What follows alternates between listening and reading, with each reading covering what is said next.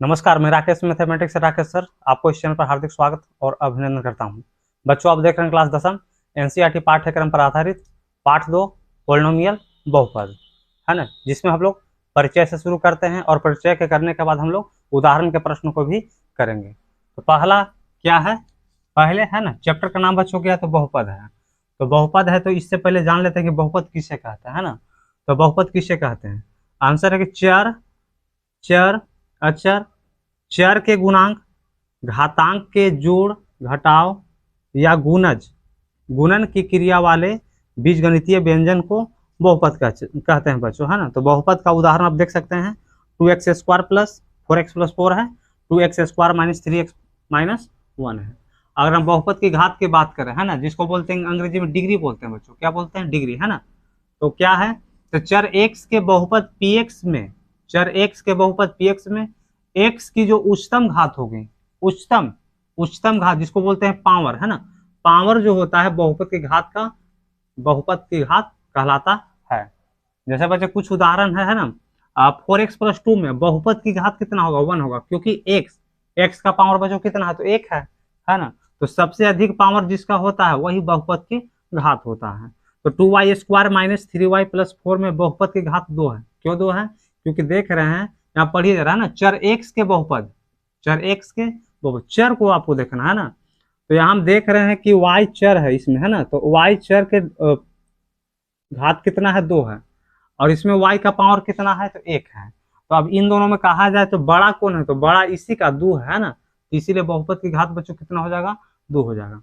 बहुपद है, देख लीजिए, 5x³ minus 4x² plus x minus √2। तो आप यहाँ पे देख सकते हैं कि x के पावर 3 है, x के पावर 2 है, यहाँ x का पावर कितना है, तो 1 है। तो इसमें सबसे बड़ा पावर किसका है, तो 3 है, तो लिख देंगे, है ना, बहुपद की घात जो होगा से क्या होगा, 3 होगा। 7x 6 माइनस 3/2 u का power 6 plus 4u² plus 6y minus 3 में बहुपद की घात 6 है। क्यों 6 है, क्योंकि हम देख रहे हैं x का पावर 6 है, u का पावर 6 है, यहाँ u के पावर 2 है, यहाँ y का पावर कितना है, तो 1 है। तो सबसे अधिक अगर पावर की बात करें तो 6 ही है, अतः बहुपद की घात मेरा बच्चों कितना हुआ, तो 6 हो गया, है ना। तो आगे चलते हैं, आगे पॉइंट क्या है, तो रैखिक समीकरण, रैखिक बहुपद है बच्चों, रैखिक बहुपद जिसको बोलते हैं लाइनर पोलिनोमियल, इसको कहते हैं, ठीक है, अंग्रेजी में। अब लाइनर पोलिनोमियल क्या है, तो एक घात वाले बहुपद को, यानी जिन बहुपद का घात 1 हो, है ना, एक घात वाले बहुपद को रैखिक बहुपद कहते हैं। तो आप देख सकते हैं 2x माइनस 3 है, जिसमें x का पावर 1 है, y प्लस √2 में y का पावर 1 है, 1। हाँ, तो बच्चों इसी क्रम में आगे देखते हैं द्विघात बहुपद क्या कह रहा है ना, द्विघात बहुपद है क्वाड्रेटिक पोलिनोमियल, है ना। तो दो घात वाले बहुपद को द्विघात बहुपद कहते हैं। वैसा बहुपद जिसमें दो घात हो, है ना बच्चों, वैसा बहुपद जिसमें दो घात हो उसे द्विघात बहुपद कहते हैं। द्विघात बहुपद जो बना है ना, क्वाड्रेटिक, है ना, क्वाड्रेट से, क्वाड्रेट शब्द से बना है ना, जो क्वाड्रेटिक यानी द्विघात बहुपद जो होता है क्वाड्रेट से बना होता है ना, जिसका अर्थ होता है वर्ग बच्चों, क्या होता है, वर्ग, यानी कि जिसका पावर 2 हो जाए, किसी भी बहुपद जिसका पावर क्या हो, 2 हो, है ना, वह उसको बोलते हैं द्विघात बहुपद। आप देख सकते हैं यहाँ पे 2x² प्लस 3x माइनस 2/5 है। तो आप देख सकते हैं यहाँ पे x का पावर 2 है, यहाँ x का पावर कितना है, तो 1 है, तो 1 है, 1 और 2 में बड़ा कौन है, तो 2 है, तो इसको हम बोलेंगे द्विघात बहुपद। यहाँ बच्चों क्या, ये भी द्विघात बहुपद है, 2 माइनस x² प्लस √3x, जो कि देख रहे हैं कि x जो चर है इसका पावर 2 है, तो ये भी द्विघात बहुपद है। आप देख सकते हैं √5y² माइनस 2/3y, है ना, जिसका पावर कितना है, 2 है, अर्थात ये भी द्विघात बहुपद है।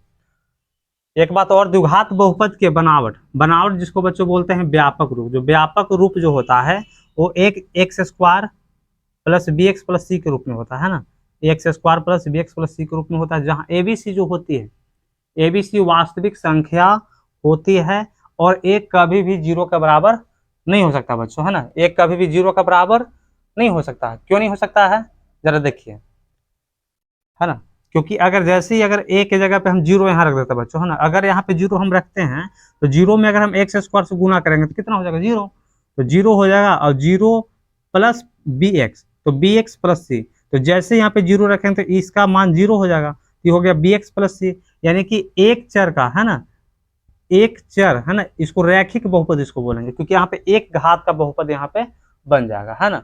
एक उदाहरण है यहाँ पे देख सकते हैं, ऐसा ही कुछ उदाहरण मान लेते हैं बच्चों है ना, द्विघात बहुपद का।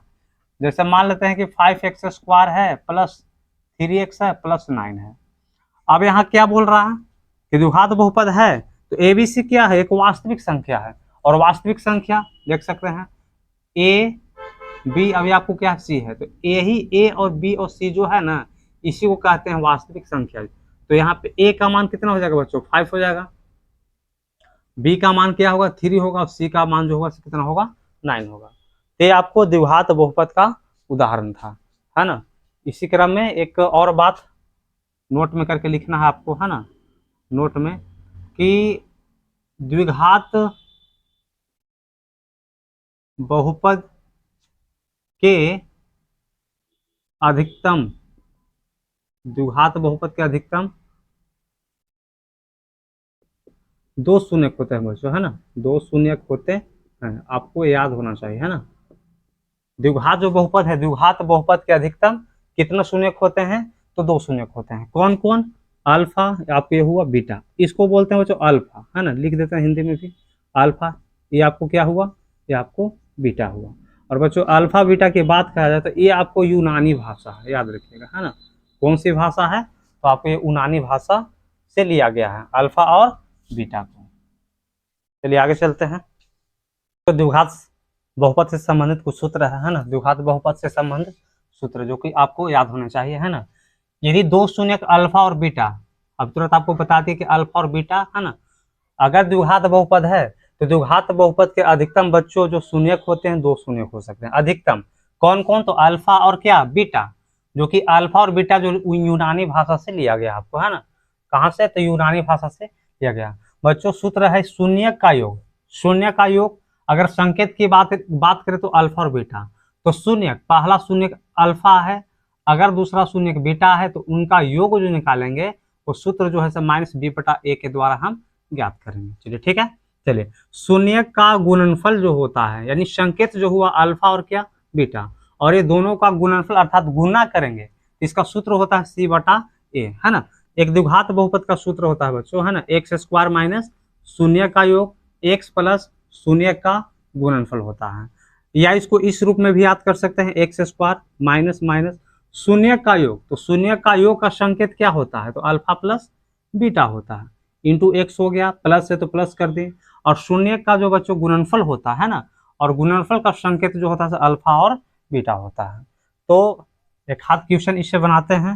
मान के चलिए सपोज दैट एग्जाम्पल मेरा दिया हुआ है कि 9x² प्लस 3x प्लस 4, इस तरह है ना बच्चों, ये आपको दिया है, बहुपद दिया हुआ है। तो अगर बोलेगा कि शून्य का योग ज्ञात कीजिए, ठीक है, पहली बात कि इसमें हम एबीसी का मान निकाल लेते हैं है ना। एबीसी का मान, ऐसा मानिए कि ए का जो मान दिया है बच्चों 9 दिया, ठीक है, बी का मान कितना है, तो 3 है, सी का मान बच्चों कितना है, तो 4, आप देख सकते हैं।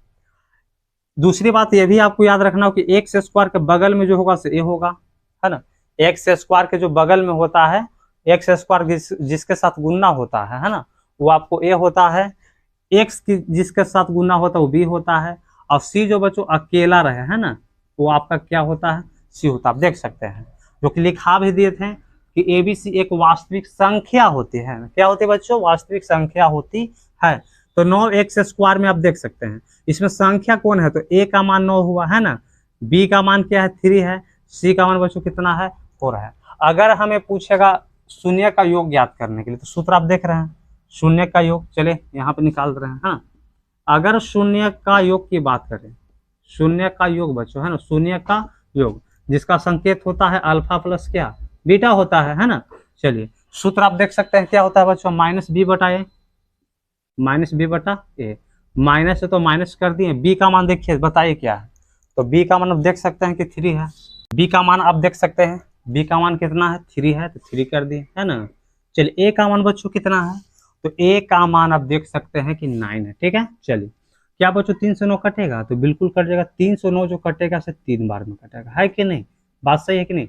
तो माइनस ऊपर 1 बच गया और 3 आपको, ये आपको आंसर हो गया बच्चों। ये आपने जो निकाला, क्या निकाला, तो शून्य का योग निकाला। ठीक है, चलिए बच्चों अब क्या करते हैं, इसका प्रयोग करते हैं। शून्य का जो गुणनफल जो है ना, शून्य का अगर पूछ दे गुणनफल ज्ञात करने के लिए, तो शून्य का गुणनफल का अगर संकेत की बात करें बच्चों, तो अल्फा और क्या होता है, बीटा होता है, जिसका आप सूत्र देख सकते हैं, क्या होता है, सी बटा ये होता है। ठीक है, कोई दिक्कत तो नहीं होनी चाहिए, है ना, सी बटा ये होता है।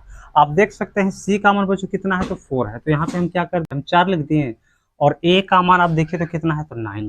ठीक है, 9 हम यहाँ पे लिख देते। ये आपका जो निकला बच्चों, क्या निकला, तो शून्य का गुणनफल निकला। और ये जो मेरा निकला था, क्या निकला, तो शून्य का योगफल निकला था। ठीक है, तो आई होप कि बच्चों ये सब आपको समझ में आ गया होगा, है ना। शून्य का योग माइनस बी बटा 1, शून्य का गुणनफल सी बटा ए होता है। तो बच्चों जुड़े रहे राकेश मैथमेटिक्स के साथ, तब तक के लिए धन्यवाद। आपका दिन शुभ हो।